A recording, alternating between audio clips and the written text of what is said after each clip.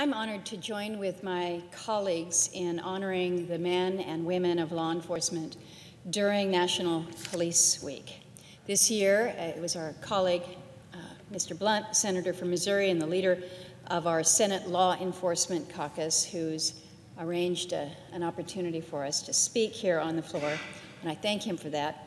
I also wish to commend my colleagues, Senators Grassley and Feinstein, for putting together the National Police Week resolution. As of yesterday afternoon, there were 75 co-sponsors to this resolution, which is more than we have had previously. In 2017, the law enforcement community lost 199 of its bravest to line of duty incidents. The National Law Enforcement Officers Memorial Fund reports that 53 officers have given their lives in 2018, 28 of those killed by firearms. This is a 56% increase over the same period in 2017. Very grateful that in Alaska we have not lost an officer in 2018. We're praying that that continues, that we don't see that moving forward. But we know, like every other state out there, that we're living on borrowed time. Law enforcement families live on borrowed time. The job is inherently dangerous, and we pray and wish and hope that loved ones return home at the end of his or her shift, but really we know that there are no guarantees, and there never will be. The last Alaska officer to give his life to protect ours was Sergeant Allen Brandt. He was with the Fairbanks Police Department. His end of watch was October 28th of 2016.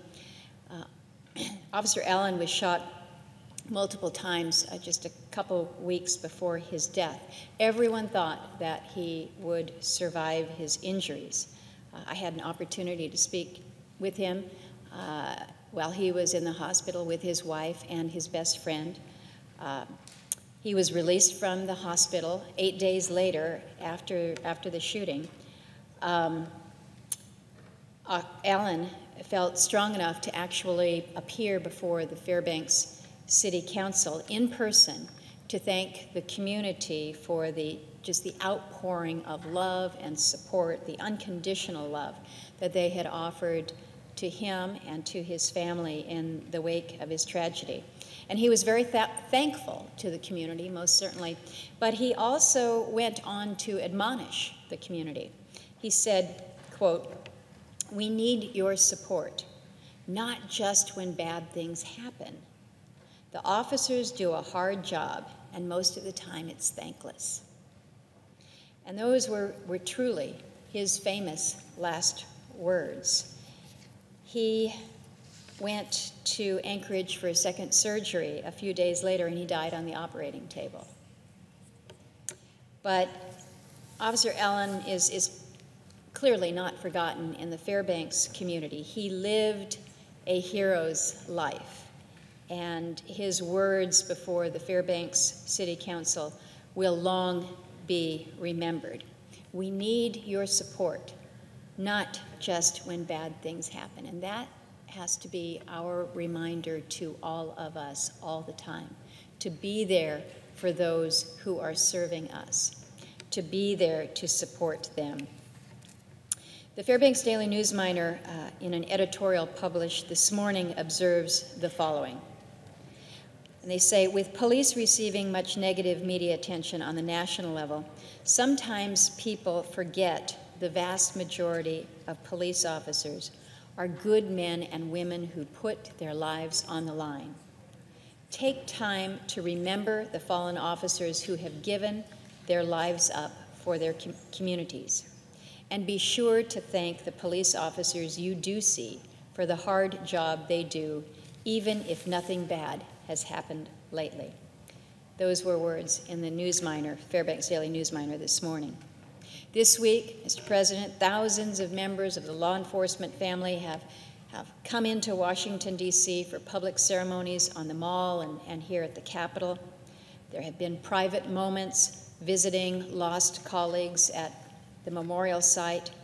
The surviving relatives of the fallen are grieving and recovering at events that are sponsored by the Concerns of Police Survivors. This is a great organization, a vital organization, whose existence is barely known outside of the law enforcement community. But I have had several opportunities over the years to work with this extraordinary organization as they are there for the families who have lost their heroes.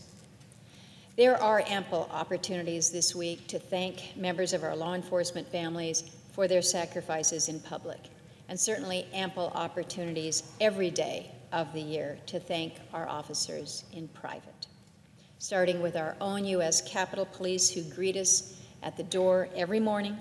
They remain on post when we leave at the end of very long days. They are here for us day in and day out. So, Mr. President, I would just end with an observation that I think the editorial this morning in the Fairbanks paper offers up some good words here. As the memories of Police Week 2018 fade, I hope that we will not wait until next May to thank the men and women of law enforcement for their selfless and at times thankless service to our communities.